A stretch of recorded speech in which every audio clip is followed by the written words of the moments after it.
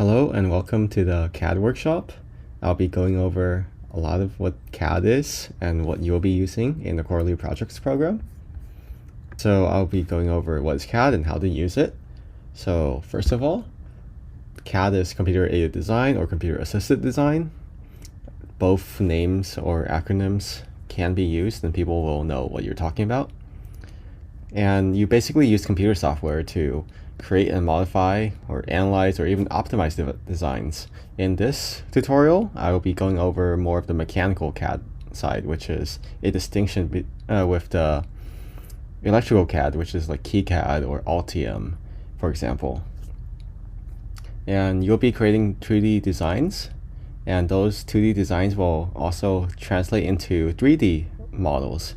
And you can use those to measure precisely, simulate what the behaviors will be. For example, looking at how different clips will latch onto each other and basically rendering them for nice visuals as well.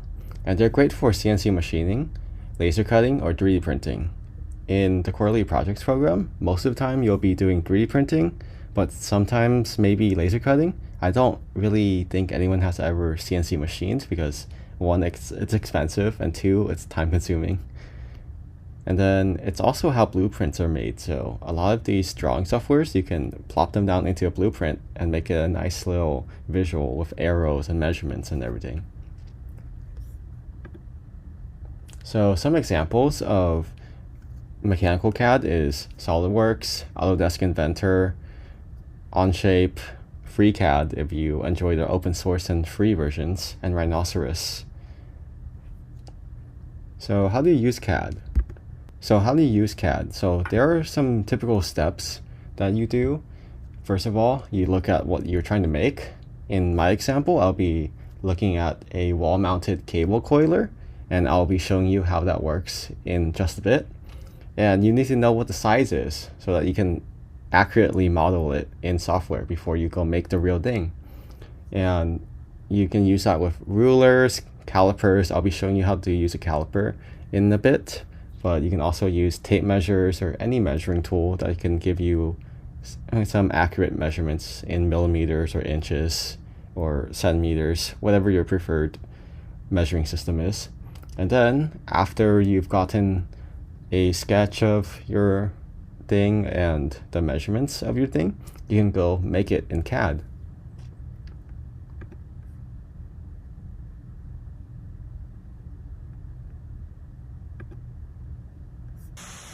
So let's say we want to make a hook or a mounting mechanism for these long wires right here.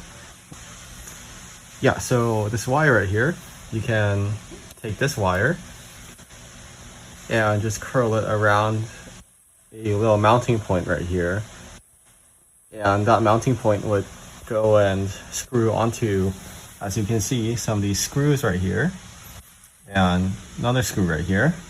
So we'll be designing something that can screw onto here. So ideally it'll be super flat so it doesn't affect the screw length too much and structural rigidity. However, it'll be able to contain this wire and this wire right here. So first, what we do is you take this tool that I'm holding. It's called a caliper. In this case, it's the digital one. And what you do with it is, first of all, you zero it. So you see how there's a yellow button on there that says 0. So you make it as close together as possible as you can, and then you zero it. So now that it's properly zeroed, as you can see here, I'm recording this on my phone, so I am not going to make this super stable. I hope it's usable for you. So you see this little circular thing right here, this little knob, the shiny thing, right below the black plastic. And you would put your thumb there to roll it out. So let's do that. I'm going to roll it out a little bit. So it's rolled out a little bit right here. And you'll just use the little knob right there to tighten it until you get to the width of the screw so that you can measure it. Try to get as accurate as possible of the dimensions of the screw. For this case, I'm getting the diameter of the screw. When you're 3D printing these, thermal expansion is the thing, so it'll expand onto it. So it's always nice to measure a little bit bigger or a little bit smaller, depending on your use case. But in this case, it looks like it is a 13.65 on the diameter of the screw.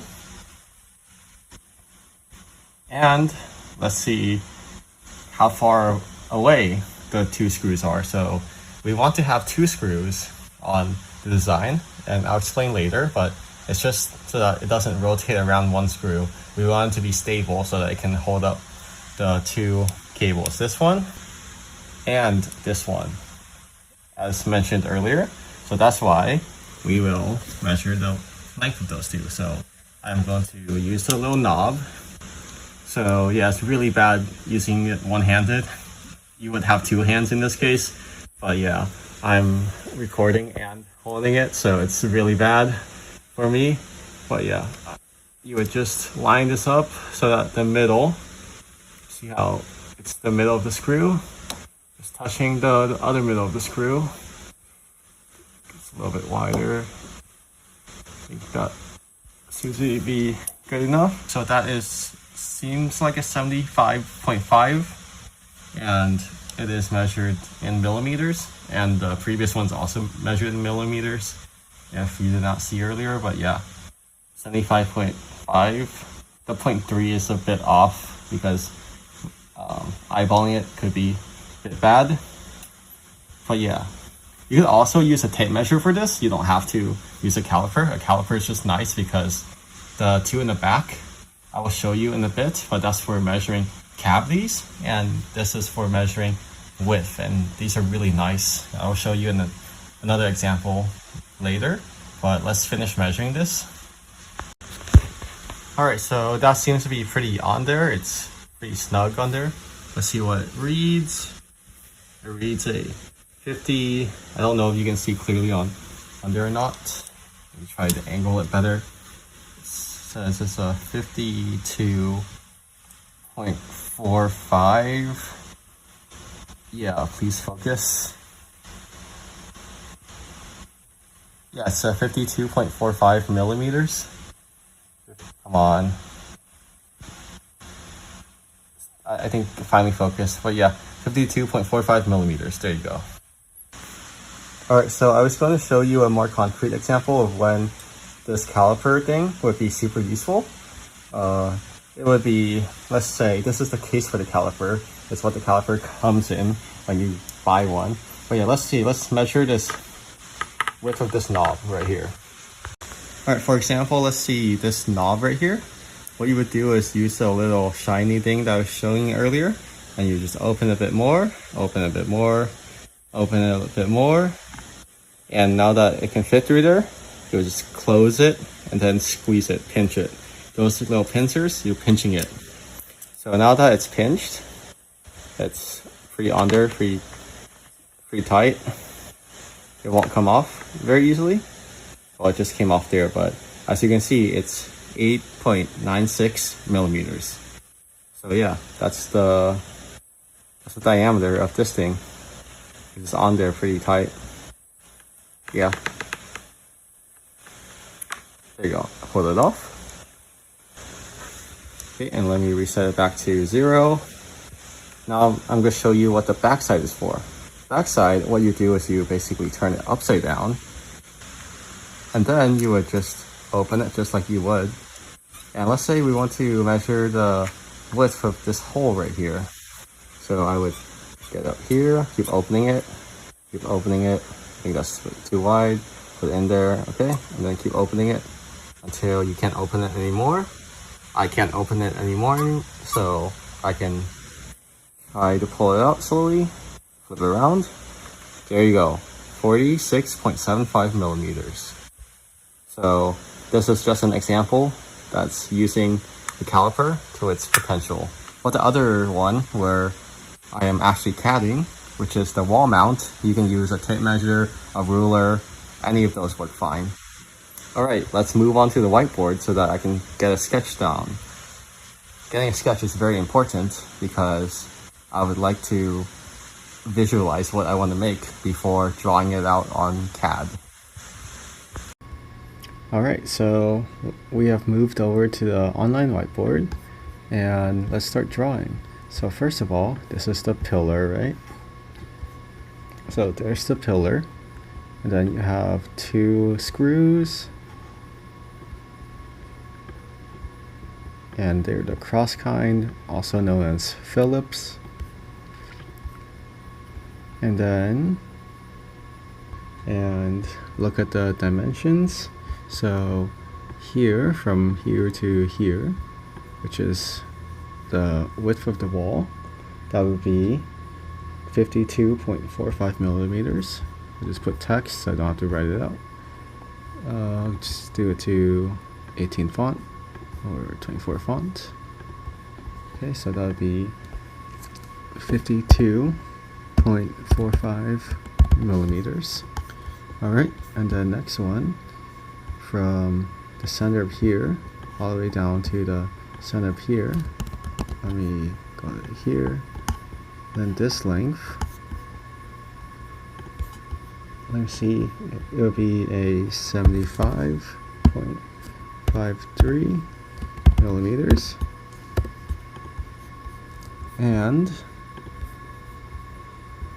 this diameter would be, go over here, D is equal to 13.65 millimeters. Alright, now we have everything that we need. And let's go over to CAD. Alright, now that we're back from the whole adventure, let's learn the software. This will not be completely comprehensive. There's way more features out there, and I can only cover so much, but in this tutorial I'll be going over Onshape because it's free for students. It's web-based, so if your storage is full or if your laptop doesn't support it or your computer doesn't support it, well, you can just use the web version and use it with 0 issues. And it has a lot of advanced features built into the web version, and it's transferable to other CAD softwares. So if you learn Onshape, it'll be very easy to pick up SolidWorks or Autodesk, for example. And it's just an overall really good pick for beginners because you can get started very quickly. So your first step would be going to the website right there, onshape.com. And then once you sign up with your school account, you'll get a home screen, and on the left you'll see like a blue create button, and you would click that and you'll see a drop down menu, and once you get that drop down menu you can click on document, and that should create a new document like this. And I can run you through some of the basic features it has. So you have a toolbar up there on the red that's labeled. You have a feature list, that's where it lists out every single feature that you've used, or every single cut, or every single hole that you've drilled. Some tabs down here to navigate between your assemblies. I'll talk about what assemblies are. And then you have your different part studios where you can make different parts, so you can navigate between different parts. And then you have your XYZ planes in the middle. It's where you can place your parts relative to the X, Y, and Z planes, just like in math. And then you have a view cube, and that's where you click and drag around to look at different sides of your part. So if you want to just look at the top, you just click on the top. If you just want to look at the bottom of the part, you just click and drag the wheel until you get to the bottom on the cube. And then if you want to rotate it 90 degrees, I mean rotate your camera, not rotate your part. But if you want to rotate your camera 90 degrees, you can just click on the arrows on the view cube. So basically your view cube controls your camera angle when you're looking at your part. Next up would be sketches, and that was on the toolbar. And on the sketches, you can sketch out your different shapes. So you have lines, rectangles, circles, and you can see the construction lines are the dotted lines. Those help you draw better. Basically, they give you lines so that you can align up all your different shapes but they do not show up on the real part. That's why they're called construction lines, and you can draw them anywhere to help you guide and align different things. So let's say you want something to be exactly 45 degrees from your other part, but you want a straight line there to keep it lined up. That's where your construction lines will be. And I'll be showing you more of that when I go into the live demonstration. All right, so yeah, what I mentioned, the construction line, and then you also have dimensions. That's how you specify how big your part is in the 2D viewer. So sketches are basically your 2D viewer where you can draw all your shapes, and then you'll turn it into 3D with some tools that I'll be showing you. So once you click the green check mark, you'll get out of there, and some tools to turn it into 3D would be something like extrude, where you basically pop it straight out. And you get a cool little menu that you can play around with on your own time. And you can change your depth, you can change your offsets. There's a lot of really cool features on here. And you also have revolve, which is take your part and spin it around in axis. So yeah. Then you have sweep, and sweeps usually need a spline. So what I did was just that I splined a line, a curve on the z-axis relative to the sketch. So then I just took a sweep and sweeped it across the spline. And a loft is basically you take two planes and you connect those two planes using a sort of extrude. And you can set up parallel planes or offset planes. Those are basically extra planes that can supplement your XYZ planes. So you can have planes that are offset, let's say 17 degrees or 37 degrees or 42 degrees off of your XYZ planes. And those are really nice to be able to make custom angles and really nice curves. So if you are willing to just make a bunch of planes and play around with them on your own time, you can get some really advanced shapes out there.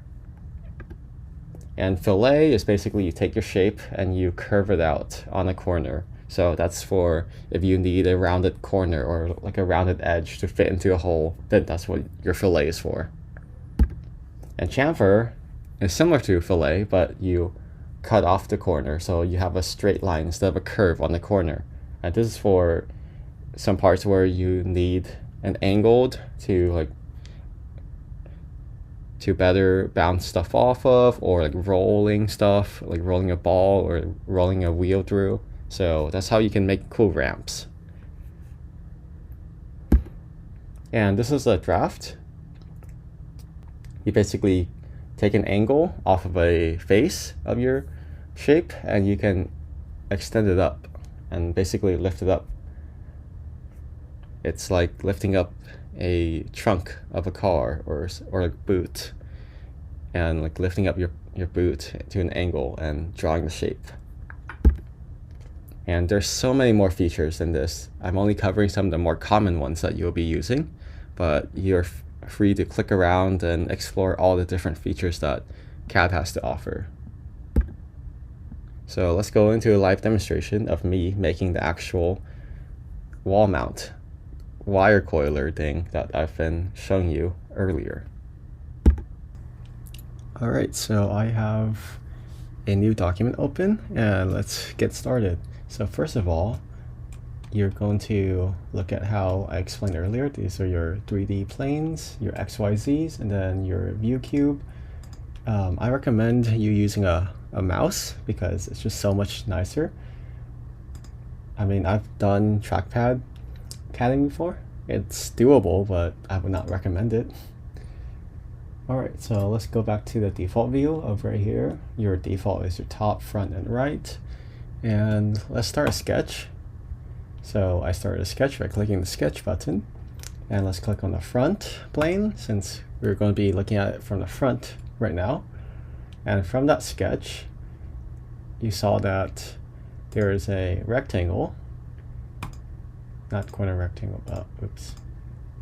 Yeah, so let's go with a center rectangle. Let's move the view cube and click on the front so that it's only the front. Since we're only designing the front right now, we only care about the front. Let's go from the center and make a rectangle. It doesn't need to be an exact size, it just needs to be a size, any size.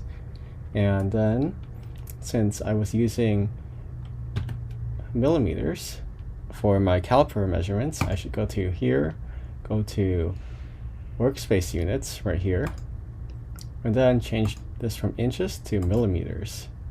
Then we can change this to millimeters as well. I don't really care about density right now because I'm not making anything that should be going into water or where buoyancy or density would matter. But I can just collapse those since I don't really care about those right now. Angle I will care about if I'm doing some cool angles with it, but I'll leave it as degrees for now. If you really want to, you can use radians, but I just enjoy degrees. And that should be good. So you click the blue check mark. Let's get back into the sketch by double clicking the sketch. Once you double click the sketch, you're back in. And I know the shortcut for dimensions is D, but you can also go over to here, it's called dimension. This is how you would set the dimensions of your drawing. But I would just hotkey it to D, but you can also click here and then click on the line that you want to set as your dimension. Click here. Let's go refer to the drawing. And the drawing says that length is 52.45. So you go to here, be 52.45. You press enter, and there you go, it scales it. And since I made it a rectangle, you don't have to do this other one. You see, if you click on here and you change it to like 60 or something, it'll give you a bunch of errors. So let's undo. There's an undo button right here. You can also do Command Z, or if you're on Windows, Control Z. So Command Z is for Mac, Control Z is for Windows. If you're on Linux, I think Control Z also works. So yeah, you can also click this button though, undo that. And once you undo it, you see how it's grayed out because it was automatically set as the same length of this as the top line, since for rectangles, as you know from geometry, these two lines, the top and bottom lines, must be parallel and they must be the same length. So that's why those two lines will always be parallel and same length. And it'll give you a bunch of errors and be all red and be all mad at you if you violate those geometrical principles. It's just Euclidean geometry that you've learned previously, I hope. But you can also do these assertion things like equals. So this is how you get the two lines to be equal. So for example, let's go here and here. Let's say you don't really care what these two lengths are, or you already set one of these to, let's say 12, right? This is just an example. This is not going on the real thing. Here, let me just set those as construction lines by hitting Q, or by clicking on the line and going to this construction button. So as I explained earlier, construction lines are just there to guide your drawing. They don't show up on your real part. So let's say you want to make this thing equal to that thing. However, making a bunch of dimensions will get very messy very quickly. So that's why, or especially if you have a bunch more lines, so you're using the line tool that I was using earlier, and let's say you have here and here. Let me make those construction lines as well. So let's see, if you do a bunch of, let's say here and here, yeah, you see how it gets really annoying and really cluttered. You have to zoom in and zoom out, and it's going to be not very fun to look at. So instead of doing all that, you can just go equals, and you click this one and click this one, and you see how these two are equal now. And let's say you want that one and this one to be also equal. You see how these two are equal now. It's the same length. Let's say you want these two to be also equal. Now all of them are the same length. You also have a certain midpoint, so it's if you make a line, let's say here to here, and you want this thing to be centered on your middle line or your middle point, you would just click that, and now this line is centered on here. Alright, let's get back to making the wall mount. Let me undo everything. Alright, let's go back to dimensions. Here, I'll just delete this one so it's less cluttered. You see how this one, it follows the same principle as the top one. Let's just set this one to on the drawing that I drew, and also you've seen, if you watched the video earlier, it says that the two circles are 75.5 millimeters apart. However, I want it to be slightly longer so that the screws have space to latch onto, so let's just say 100, arbitrary. Alright, so you got 100 or 10 centimeters. Alright, so now you have this, and let's go make the circles, since they should be centered. But if you make a circle here, go like here or something. So modern CAD softwares give you this little guiding yellow dotted line. I'm not sure if you can see clearly on the recording or not, but you see how there's this yellow dotted line, and make sure that your circle or the center of where your cursor is pointing is always going to be in line or on the same line with this point right here. However, you can do the more, like, say you just want to make sure that it would work and is on the same line. Let me undo it. What you would do is make a line, make it a construction line, since you just wanted to help with your drawing. So this is an example of how construction lines would work and would help. So you would just click on here, make sure that these two are parallel. Where are you? Yeah, parallel. So make sure those are parallel, and then you would make sure that this thing and this thing, that's the midpoint. So there you go. So that would ensure that this line is parallel to this line, so you know that it's a straight line down. You don't have any strange angles or anything, and it's centered on here. So therefore it would be perfectly in the middle. And since you know you can make dimensions, let's make this the dimension that I was showing in the drawing from earlier. That would be 75.53. Alright, and then you would go make a circle off of this construction line, make a circle, and you would go make a dimension for it. You just click on it and automatically it's set to your diameter, but there are settings where you can set it to your radius, but diameter is fine for now since that's what I measured. And let's see, I'll go refer to my drawing. It's 13.65. So let me go 13.65. There you go. And let's go make another circle. So C, or this circle right up here, that button. I prefer the shortcuts since I don't have to move my mouse back and forth. Let's make another circle. D for dimensions, so the diameter as, oh, you don't even have to set the diameter. Let's do the equals thing. So you go here and here, you click those two, and you click equals. And now those two are both the same diameter.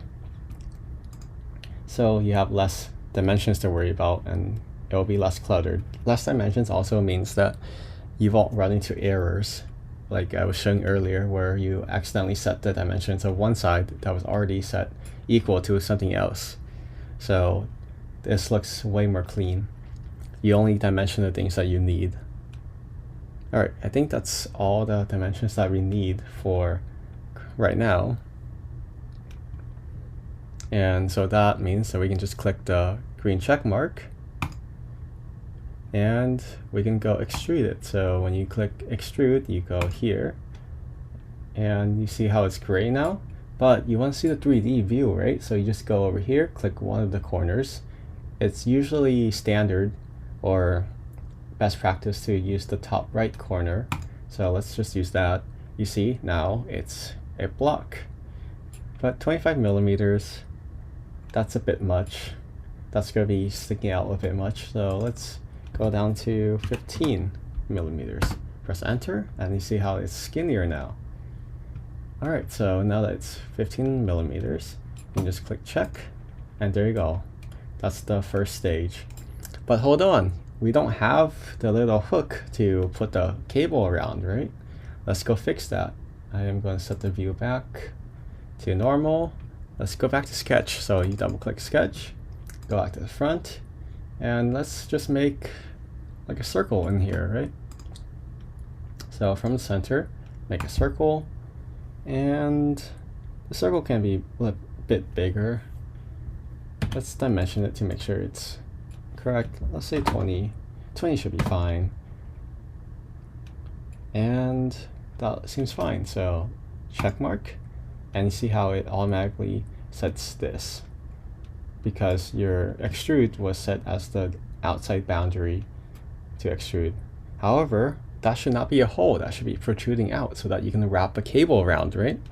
So let's go and unhide that so that you can still see the sketch.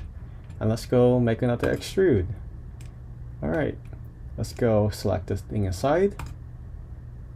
Ooh, okay, now it's protruding out, right? But that's a little shallow. It seems that there should be more to it, so that's a bit short. Since we'll be wrapping around thick coils of wire, we want this to be a bit longer, so let's go with 40. That seems more like it, or maybe even 45. You can't really tell until you test it out. But this is a best guess, so let's lock it in. So check, and now there's a little knob. However, you see your coil of wire will easily slide out if someone bumps into it.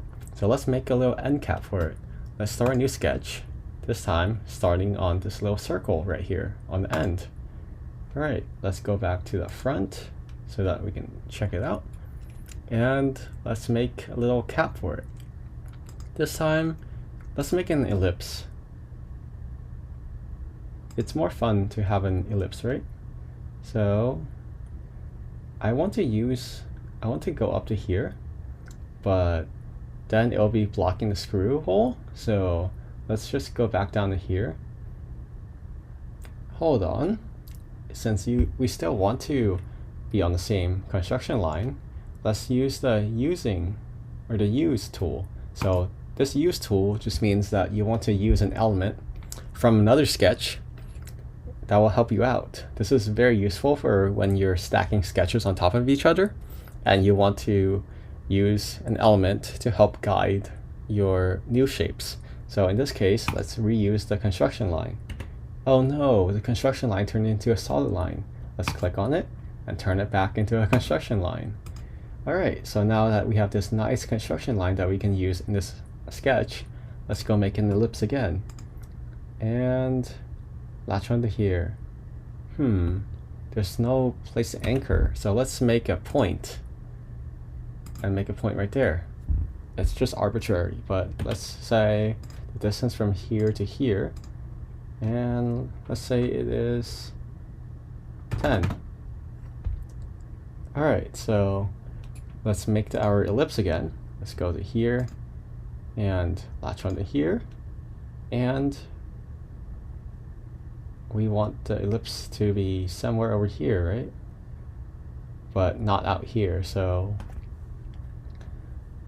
yeah, so we want to make it out here on this line. However, there's no point there, so let's go into using again. So use the use tool. Since we do not want to use this as an actual solid line to go construct with, we can just turn into a construction line. So now that it's a construction line, it's just there to guide us. It's not used for anything. So let's make a point on here, and let's make sure that this and this are the midpoint. There you go. Now it's the midpoint. And let's go make our ellipse again. So let's make the center, go up to here, go up to here. All right. Let's click done, go back to our 3D view, and then let's go extrude this thing. Oh no, it's a donut.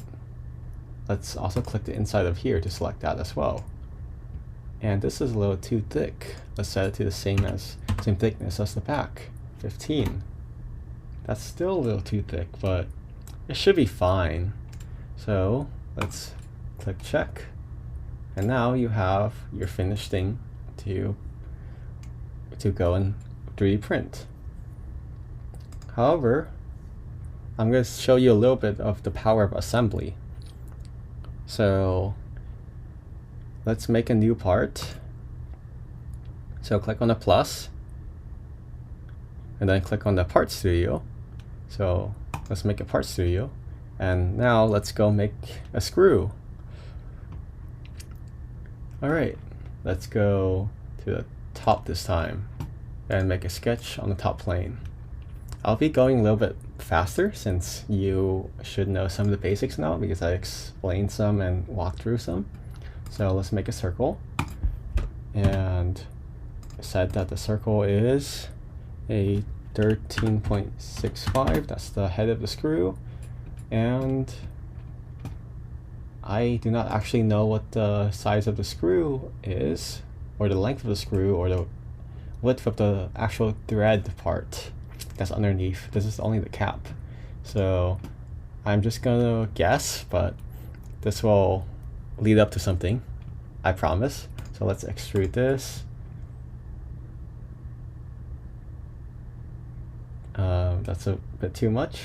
I'm pretty sure screw heads are not this big. Let's just go 5 or 1.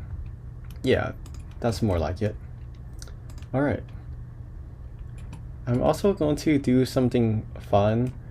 I mean, I could also just make a sketch right here and just make a circle and then just extrude that circle. But that's a little bit too boring. I'm going to do something more fun. So let's go to here, go back to here. All right, I'm going to see that there's a right plane. I'm going to start a sketch on the right plane. Oops. Go back to the right plane. I'm going to set this to use, and then I'm going to set a aligned rectangle. Go here,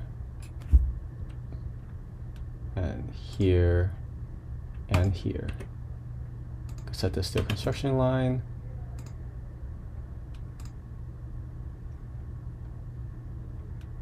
I'm going to delete that construction line now. Wait for it to remove. I'm just going to do something more fun because this is going to be more of a learning experience to show you all how it works, but I promise it's going to lead up to something. So you see now there's a rectangle, and let's go back to the bigger picture.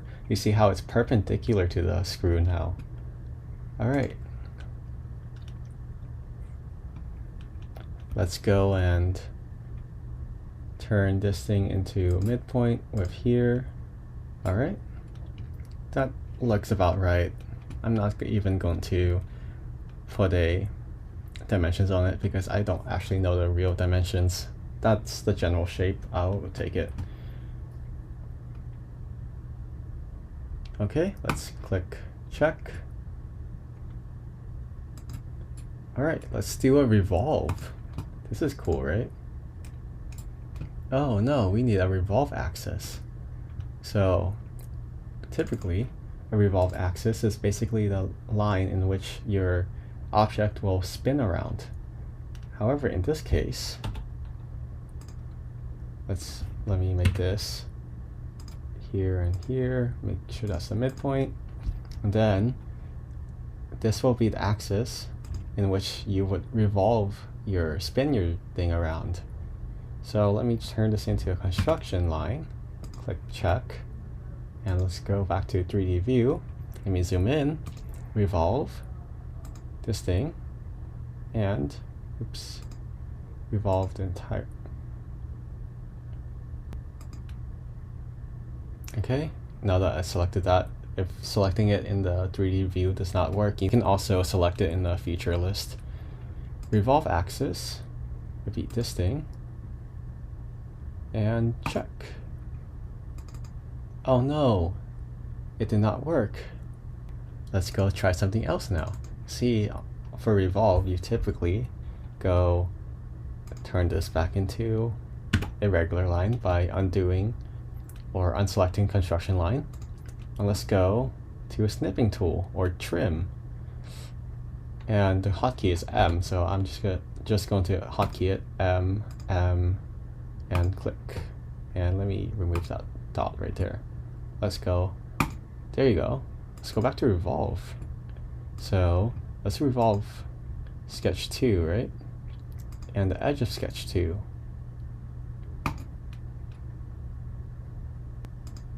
Oh, you have to go to solid, go here, then revolve axis, this. There you go, okay. I figured out why on the spot. Alright, you are not trying to revolve a surface. I'm trying to make a solid out of it. And you see, now it's a circle out of a rectangle. You can also do partial revolves up to 30 degrees or even higher. Let's go 200 degrees. Yay, it's a funny pie chart now. Alright, let's go back to full revolve. So there's a lot of fancy tools, and I would recommend going and looking at them and exploring what they do on your own time, because I cannot go over all of them in this tutorial video. I recently had to learn what gear relations were for Onshape, so I'm always learning as well. Alright, let's click check, and now we have a screw. You can also just right click this, rename this to screw, and you can also go here, rename this to screw.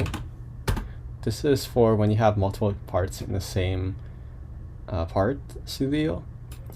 It's so that you can do the equivalence or midpoint and stuff within the same part studio, so that you don't have to go back and forth between different part studios to check dimensions. You can also do something called where is it? Variable studio, where you can set different lengths in proportion to each other by just setting a variable called x, and you can set dimensions as 4x or 1.5x or 16x, just like how you would for coding or math, where you would set a variable like in algebra. Alright, so now that we have a screw done, let's go and rename this to the wall mount. Alright, I'm going to show you something cool. You can edit your appearance and purple. Yeah, sure. And you can also set your material. So you can assign your material, and this will be a PLA because that's what most 3D printers use. So let's go with PLA, and let's go to screw. Let's just edit the appearance as well. So it'll be like a metallic color, and let's assign the material as zinc. Yeah. So let's go to wall mount. If you let me hide sketch 1 so that it looks nicer. Alright, so if you go to show analysis tool, you can look at the different analysis tools. There are a lot of guides to show you how this works, but usually these are good for structural analysis and whatnot. But what I'm interested in showing you is the display mass and section properties. And in here, you can click on here to select it. you can see how much it will weigh in real life, or a very good approximation, what the volume it would be, the surface area, what the coordinates of it are in your 3D plane, in your XYZ plane, and then your moments of inertia if you're doing something that cares about moments of inertia, like levers or airplanes, for example. But these are just nice little measurements that you can have. You can also, if you import a part, if you, for example, get a part from your teammate or somewhere online, you can use the measure tool, and let's say you want to see how big this is. So you would just select one side and select the other side, and you would see your distance in your XYZs and also your minimum distance, which is the square root of x squared plus y squared plus z squared. So it is 3.937 inches. Let's switch that to millimeter. 100, there you go. That's what we set it as earlier, so you can verify it. All right, let's go make the wall as well. So let's make a part studio, and let's just make the wall. So let's go make a sketch, front. I'll just speed run through this since you already know most of the basic stuff, so you know the drill.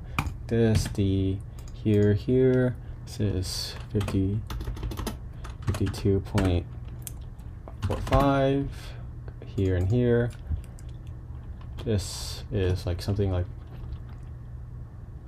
it's a very tall wall, so 600, sure. Yeah, very tall wall. And I'm gonna demonstrate something cool. Let's see. I'm not gonna bother doing the construction line thing because you know that the screw holes repeat up the wall, as you've seen in my shaky phone footage. So let's just make a circle, and circle is 13.65, and let's do a linear pattern right here. So you would go here, and you want this, oops, let me, oh, there you go, drag this. Let's pull it apart more. So the distance between the two circles would be 75.53, and let's just repeat it for like 5 times. 4 times.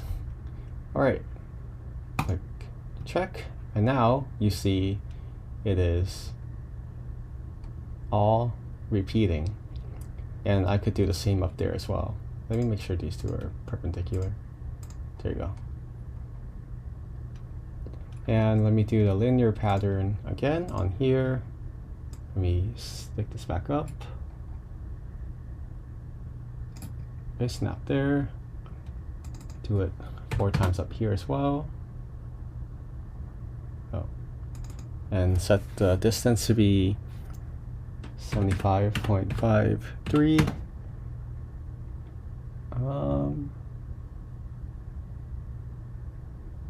That is a bit much. What did I select?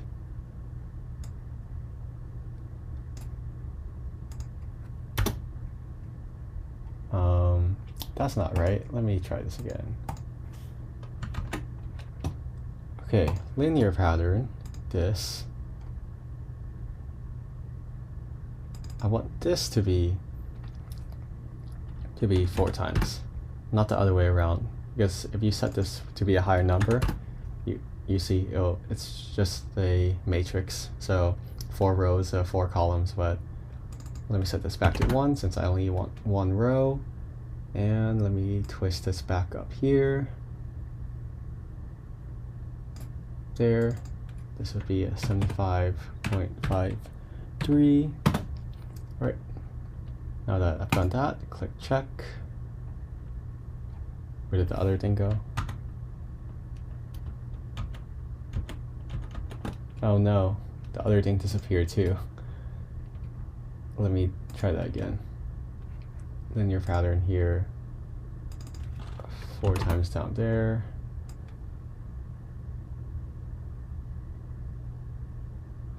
All right, set this to be 75.53 and check. All right, now I have both of them. Okay, let's go and extrude this thing be 25. Yeah, sure, why not? I didn't actually measure how thick the wall beam thing is. All right, I'll show you something cool. So in your assembly, right here, let's go insert all our parts. So a wall mount, the wall, and some screws, 2 of them, sure. So let's get to it. In your assembly, this is how you would simulate it. This is really cool. So this would be a slider mate. No, it would be a revolve mate since you're screwing it in, or it could be a cylinder mate. All right, so let's do a slider mate because why not? And you would just go here, select the farthest one up to the cylinder, since you want this part, the very tippy top of the cylinder, the threaded part, to be flush with here. So you select here, and you see how it's in now. All right, check. And let's go make another slider mate. And you would do the same thing, but on the bottom. Check.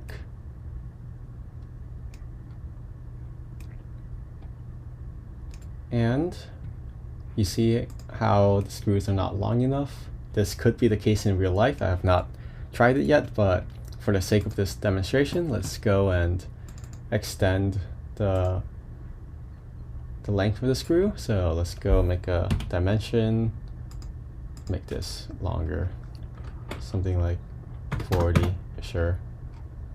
And that's way too much. Do something like 5. Huh.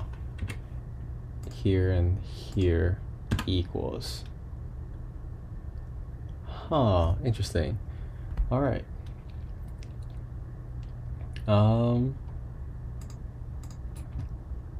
Use this line, turn this into a construction line, dimension this and this to be an angle of 0. Oops, that's not right. Oh, I know, this thing and this thing perpendicular. And huh, interesting. This thing and this thing maintain perpendicular. There you go, it's all fixed now. All right, let's go back to the assembly. You see how it's automatically updated to be super long screws. All right, let's also go and slider this thing into here. So let's see, I want this part to be actually a better idea. Let's go and fasten this thing onto here because that would be more realistic. So let's fastener mate, click here, click this part, and click this part. Yep. And that's not right. You see how the screws do not go in there correctly? All right. Let's set a pin slot mate, or I will just do a slider mate, it's fine. With, come on, you know what, I'll pull this thing out a bit. All right, let's do a slider mate from the middle of here to there. Solve this, check. Huh, I'm getting some errors.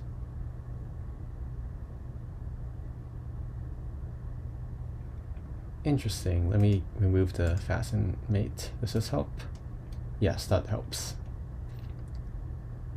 Okay, that should be fine enough for our demonstration. All right, let me see. So there's something wrong with this, because when I was designing it, I intentionally made this wrong for a reason. And the reason is, let's see, so there's a field analysis tool, and you can do interference detection on your screw, your this, and this. There's no interferences right now. That's fine. But when you click on here, let me get out interference detection, you push the screw all the way in. That shouldn't happen, right? So when you go to interference detection, go all three, they should be interfering with each other, because the reasoning is that since your screw should be holding down this new mount, so it should be interfering and latching on. However, there's no interference. So that means in the real world, your screw will just slide all the way through and it'll just be stuck in there. And this is perfectly valid because in the simulator it says so, and then logically it's also logically sound.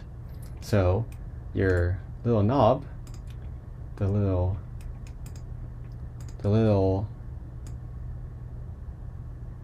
it's really hard to speak while doing CAD because I'm trying to concentrate, but your little wall mount will just not be mounted since your screws will just slide all the way back into the wall.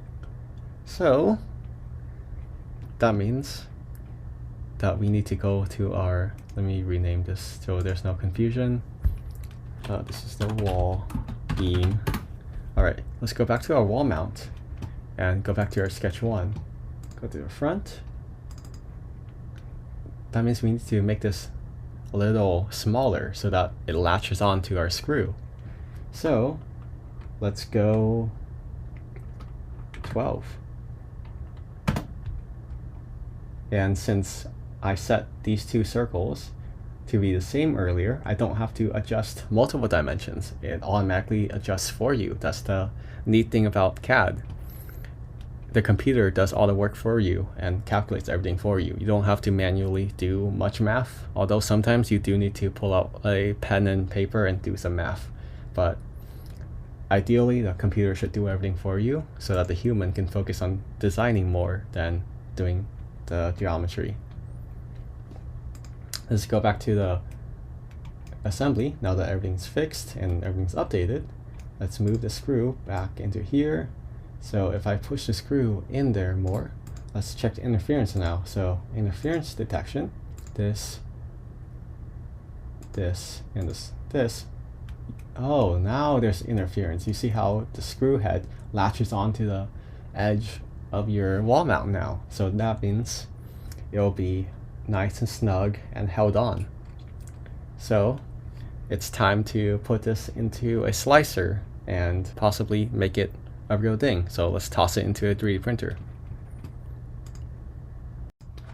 Alright, so before we go and 3D print, the 3D printer doesn't know what to do with this geometry, this shape right here. All the 3D printer knows how to do is move to a point or move to a location, squirt some plastic there, move to another place on the plate, squirt some plastic there as well. Alright, move up a little bit, squirt some plastic there too. It doesn't know what to do with this entire wall mount shape here. So we need to put it into a slicer. And since the IEEE project space uses a bamboo 3D printer, I'll be using the bamboo slicer. So that slicer takes in most commonly a STL file. So right now I'm just going to go to the part right here. It says part 1, right click it, and then I will go and export, and then export as an STL file right here on the format section. And I'll change this to millimeter so it's not inches anymore. So medium resolution's fine. You don't need super high definition stuff unless you actually need it. But all that high definition detail will take longer to render and longer to print. And some printers, depending on the nozzle diameter, can't even print that high definition anyways. And the most common nozzle diameter is 0.4 millimeters, so anything smaller cannot be printed. There are some special nozzles that are 0.2. The IEEE Makerspace, for example, has a 0.2 nozzle. I think, I could be mistaken, the DIB Makerspace also has special nozzles as well. Alright, so let's export this. And now that it's exported, let's go on to the slicer. Alright, so I am now in Bamboo Studio. So let's create a new project. So click this green Create New Project button and you'll be greeted to here. The printer that we have in the IEEE Makerspace, or the project space, is the P1S. Pretty sure it's the S, right? Or is it P1P? No, it's the S. It's a P1S. But if you're using a different Bamboo printer, you would go into this drop down and select the one that you need. It's a textured plate. And diameter is 0.4. Yep. Standard flow is fine. And let's import in our thing. So on Mac, it would be Command I. On Windows or Linux would be Control I. So Command I, you would pull up the little blocks, the pop-up of your folders, and just go find the file that you've downloaded. Alright, and I loaded it in. So when you're 3D printing, it's ideal to put the flat surface down, or put the surface that is as flat as possible on the base, because you don't want a lot of supports. Those take extra time, and if you are printing delicate things, it may break your print. So when you try to remove the supports, it may snap something that you do not want to snap. And also it just wastes money because you're using extra material for supports, and that costs money. So let's put the biggest surface, the biggest flattest surface, which is this surface right here. Let's put that on the bottom. So there's a lay on face button right up there. And you just click on this face and it automatically orients it for you like this. Alright. So I'll show you what the supports are, because for sure it'll need some supports because gravity is a thing. And we all have a love-hate relationship with gravity, I'm pretty sure. So due to gravity, since you're injecting hot and melted plastic, this will start to droop down and start becoming very droopy and not what you want, because all the plastic will be rounded and domed. It'll become a very round dome and just droop down and be all messy. So that's why you need supports. So layer height, this is all fine. I'm not doing anything too crazy or anything that would require any special settings, but I will turn on advanced so I can go tweak some stuff. So seam position, I don't really care about that. I'm just making something to slap on a wall. Line widths, those are fine. Line heights, those are fine. Precision, I don't really care about precision. If you have a project that requires it, you can tweak these settings. Some infill stuff, I don't really care about those because I don't really need to. Now for strength, wall loops 2 are fine. Top surface pattern, this is the fun stuff. It's basically what pattern you want on the top surface. I usually love concentric because you get really cool, nice round stuff, but any of these are fine. Archimedean chords is also really pretty. Some octograms are also really pretty, but I prefer concentric. A lot of people I know enjoy rectilinear because that's the classic 3D printed look. But yeah, top shell is fine. Bottom, it's the same thing as the top, but you're dealing with the bottom now, so I'll set that as concentric. It's basically what pattern will be on the bottom. I like concentric. And then infill, yeah, rectilinear is fine. And then sparse infill, 15% is usually good. What I want to caution you against is that anything above 50%, so anything above 50, so 50, anything above this is just excessive. Do not do this. It's basically going to be a big hunk of plastic. One, it's a waste of time since your printer will spend more time squirting plastic out.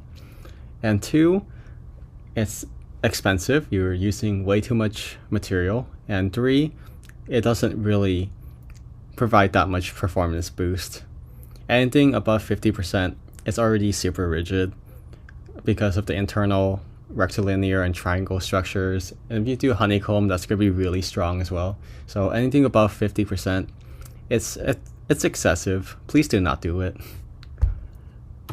I will do 15 because even at 20%, it will be super rigid. 25%, it will be really, really rigid. So 15 is a good middle ground. 10% is for really light prototypes that you know you'll be throwing away. I'll just do 10% since I want to show you what it would look like at 10%, because that's probably the lowest infill that you should go. So anything between 10 and 25 is your optimal. But at 10%, I'll show you how easily it is to break and prove to you that you don't need anything above 25% unless you're doing something that requires super strong parts. All right, I am gonna go with honeycomb. And infill and wall overlap, that's just for walls overlapping. It should be fine. As for speed, I don't really need to tweak speed because I'll just leave it as normal. I don't need super fast stuff or optimizing it to be printing super fast. Then supports, I do want to enable support because, as I said earlier, gravity will mess you up. So I'll leave it up to the slicer software to figure out supports. I could go and manually do little cone supports right here, and then I can manually cut those off once I pull it off, and those are usually more clean than the stuff that the software generates because the software doesn't know the specifics of your design. So that's why it's always recommended that you make your own supports. Basically make tiny little cylinders that you can snap off easily on this little middle section right here. But I'm just doing a demonstration. This isn't really something that I care too much about, so I'm not gonna put in all the effort, but you can look at some of the videos that I will link in the additional resources section to learn how to do that as well. I'll put 2 layers of raft. Basically, it's this little thing on the side or a raft is basically what it describes, a raft. So you basically have a sacrificial layer on the bottom that you can peel off in case your edges warp or something happens to the bottom layer. So you can just rip that layer off or peel that layer off and you get a nice and smooth layer underneath. And it's just nice to have because of this very large piece right here. Since it's so large, it may have warping or it may not adhere to the plate properly. So that's why a raft is nice to be a sacrificial layer. Some of these settings I don't really need to care about, so I'll just leave it alone. Then for the other section, I'm not using a skirt or a brim. So skirts and brims are also bed adhesion helpers. Brim is basically a raft, but only on the side. So nothing on the bottom to peel off. You just have to take a knife and just go rip the side off. It's basically like a brim of a hat. A skirt, it's the same idea, but it's just smaller. And it's just one line. Prime tower, I haven't enabled, but it probably won't be created since I'm only doing single color. A prime tower is good for when you try to swap colors around or swap materials. So let's say you want PET on the top and PLA on the bottom, or blue on the top and pink on the bottom. So I'm not doing multicolor, so prime tower shouldn't really matter, but I would just leave it. It's fine. Then I don't really need any of the special stuff like fuzzy skins. It's fine. Alright, so once you're happy with all your settings, you can go up to the top right and click on slice plate. And what this does is that it slices your thing into layers, and it converts your 3D model into G-code, which your 3D printer can read and go, okay, on layer 1, I should go in this path and squirt plastic in this way. And you see how there are sliders on the right side and the bottom? That's where you can view the different layers and see how the 3D printer will add them on. You see how slowly, I'll just scroll up slowly. The 3D printer will slowly add up layer by layer and start squirting plastic, and layer by layer up, and it slowly starts growing and until it's finally done, like that. And on the bottom, this is the slider for basically how your printer will go for each layer. So let's go to a middle layer, like right here, and it'll show you the path of where your nozzle will go. So basically, this is where your 3D printer will move. And then you can see the exact G code that popped up. It's basically, go here, squirt this much plastic. Go, you see how the nozzle goes and squirts a bunch of plastic? Yeah. So this is how you can see what the printer nozzle is squirting out. Alright, so once you're happy with this slice, you can just click print plate on the top right if you have your slicer hooked up to Wi-Fi with your 3D printer, so you can just directly send your G-code over Wi-Fi and just have the printer pull it down from Wi-Fi to print. However, I do not have Wi-Fi printing set up, and so that's why I will just go and file. So up top there should be a file. So on Windows it should be on the same line as your X and minimize or like full screen buttons. On Mac it should be your very tippy top bar. You might need to move your mouse up there to make it reveal itself if you have the full screen thing enabled. But yeah, you basically go export and then export G-code. I don't think you can see that on my screen, but you just follow the steps. File, export, export G-code, and just save it. And then if you have a SD card or a USB thumb drive, you can just slap it in there and then just stab it into your printer. And then on the printer screen there should be arrow buttons or like a touch screen for you to go select the G-code. Make sure you named it something distinguishable so you know which file it is, but from there you just let it print.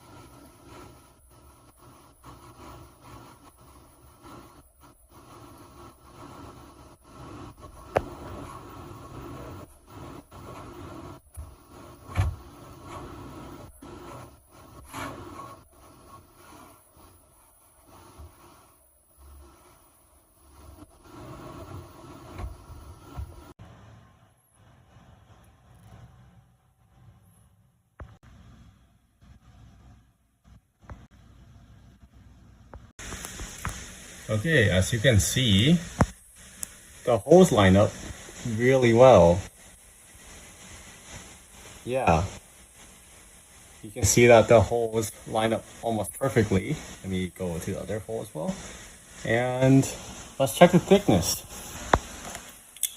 Alright, so looking at the screws, they hang off perfectly fine from gravity. Let's spin it to the other side. This one also hangs on perfectly fine from gravity. And let's see on the bottom how much room is left.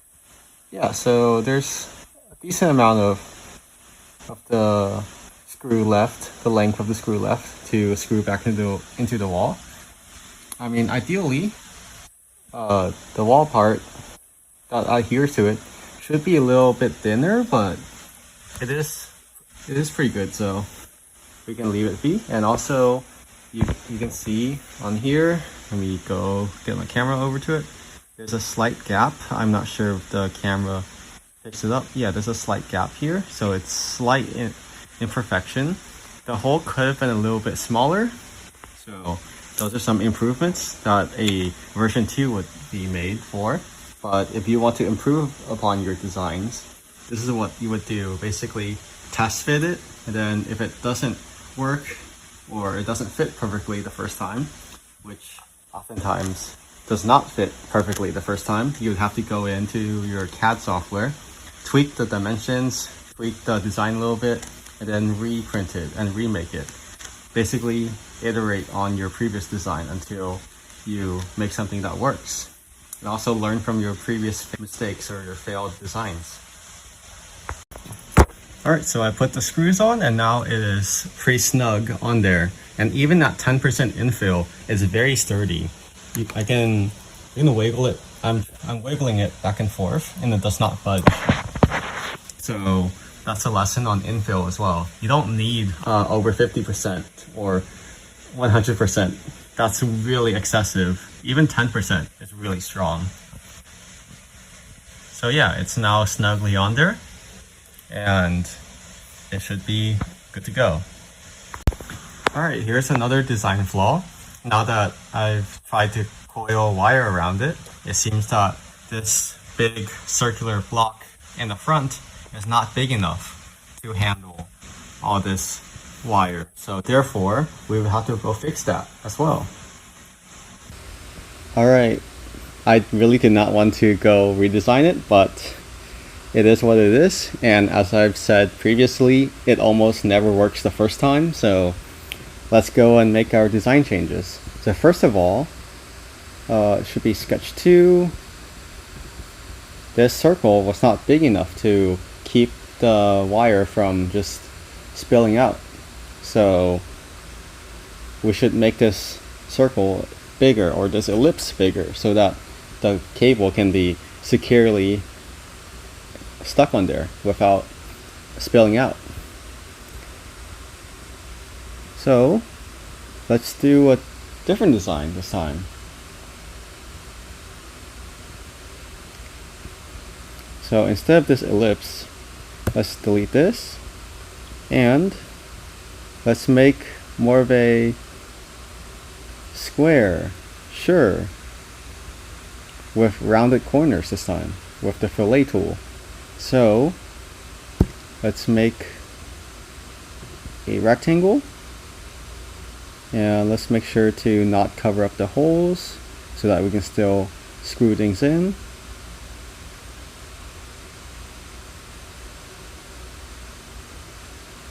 Okay, that should be good.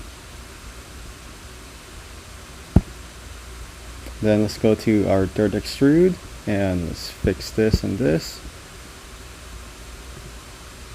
Let's go to here. Let's remove the merge scope and put the merge scope as here. Come on. Oh yeah, I need to add this as well.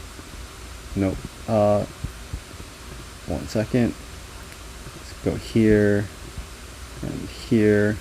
There you go. And should be good. So you're selecting the center circle and the big block at the same time. Let's see. I don't think this is wide enough on the side. So let's go back into the sketch and let's make this line and this line be equals. And then this line and this line be equal. So what I'm doing is I'm pressing E to make sure that they're equal. Check it. 10 millimeters or 1 centimeter was a bit too thick in my opinion. So let's shrink it by 5 millimeters. There you go. And as I've said that the back also may need to be shrunken. Let's make it 2 millimeters. Actually, that might be too thin. 3 millimeters. Yeah, should be good.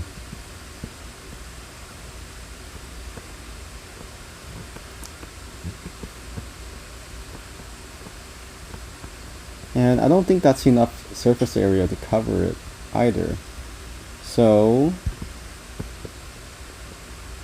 there may be another way to do this, which is to shrink the stem on here so that you get more surface area on here as well.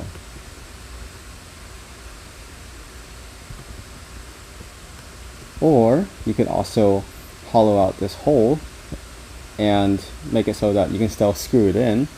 However, you'll still get a big surface area. So let's do that instead.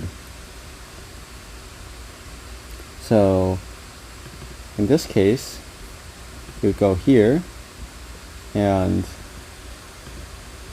remove the equals on here, go here and remove the equals. Let's go select this thing and this thing, remove that equals. So you see how there's a pop-up right there with the two lines, that means they're equal. If it's blue, that means it's selected. But now that they're not equal, I can freely dimension this thing. So let's dimension this thing to be, say, 80. Okay. You know what, I'll just delete this thing and start all over. It's just a rectangle, it's very easy to do. Delete, delete, and come on. Okay. So now, let's make the rectangle again. This time, let's make the two sides equal again, so that it's a square, and make it equal to the length of the entire base right here. So let's press E on these two when I've selected these two orange lines, and now it's a very big line, or very big square as well, in consequence of being very big lines. And let's do the using tool like earlier. So let's do the use tool and use this circle and this circle. And after you click check, let's go to extrude, and you see how you've extruded the entire square and the center circle right there, as you can see on the orange circle. However, I never selected the circles on the top and bottom. So there you go, there are holes there for the screw or the screwdriver to go into. So you can still screw it inside the wall and not have any issues. And let's also shrink this little circle in the middle as well. Let's go back to the front view on the view cube.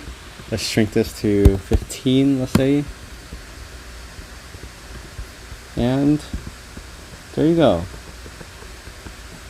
Now you have a super large surface area for the cable to wrap around into and won't spill over. And you will also have holes right there so that your screwdriver, or my screwdriver in this case, can still fit through and put the screw back in. Alright, so let's go and fillet stuff. So what you would do is you select the fillet or Shift F, and then you click on the corners that you do want to fillet. So rounding out your corners is generally a good idea. Fit them in whenever you can, because rounded edges means that you don't have the corner stress points. It's just better for when you need something to not crack under stress, but different designs have different requirements. So just take my advice as general advice, because there will always be exceptions to the rule, because that's what happens when you design stuff that are so diverse. And let's make this a radius of 5, maybe? Yeah, seems about right. That seems fine. Maybe 10 is good. Yeah, that looks better. Alright, should be good. So click check mark and it should be good to go. And also, the screw holes need to be smaller as well. So let's go to sketch 1 and shrink them by 1 millimeter, so 11. There you go. The bottom one right here should also scale the same way because I set them equal to each other earlier. Alright.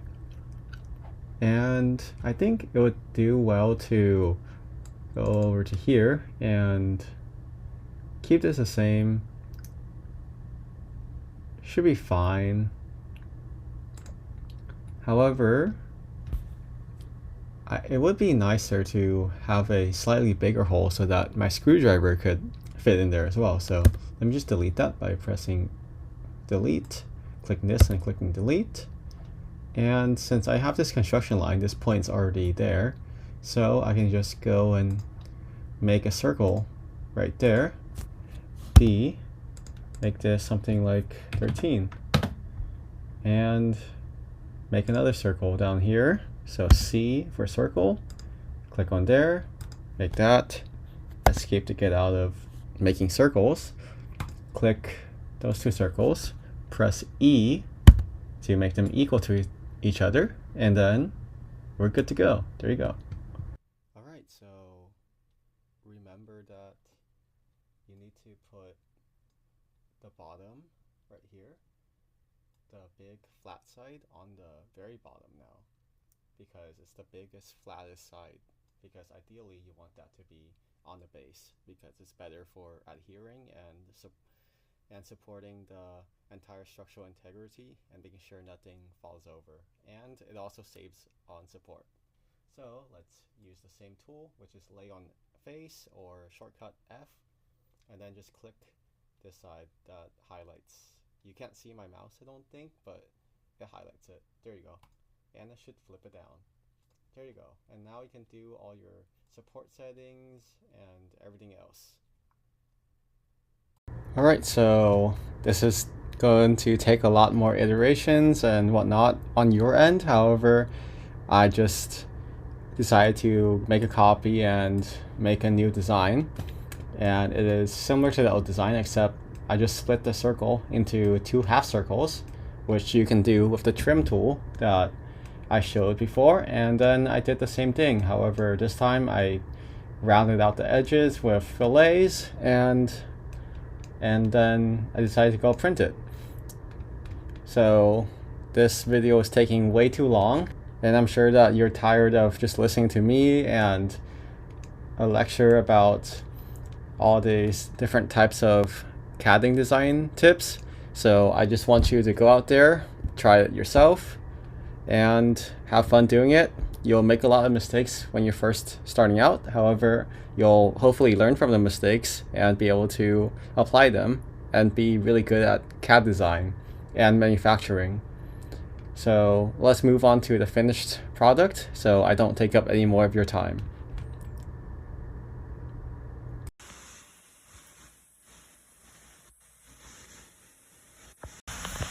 To save on time, I have just installed it. There you go. This is what it looks like. And that little cutout right there for the screwdriver fits perfectly. So yeah.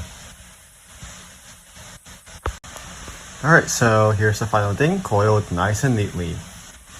And could there be improvements? Yes, definitely. However, I will end off since it has gotten really long. So some additional resources that you can look into is the official tutorial center for Onshape, also the tutorial center for Autodesk if you want to learn Autodesk, or even SolidWorks. And there's also a really nice Rhinoceros 3D tutorial. And you can also look at Slant 3D's videos, and you can also look at the Prusa Slicer guide, because I didn't go into how you use the Prusa Slicer since I'm using the Bamboo, which is what we have in our project space. And here's some other visuals that may be helpful for you. So here's some little joints that you can look at for when you want to do mechanical things that move around. And here's some tips for CADing for when you want to do it specifically for 3D printing.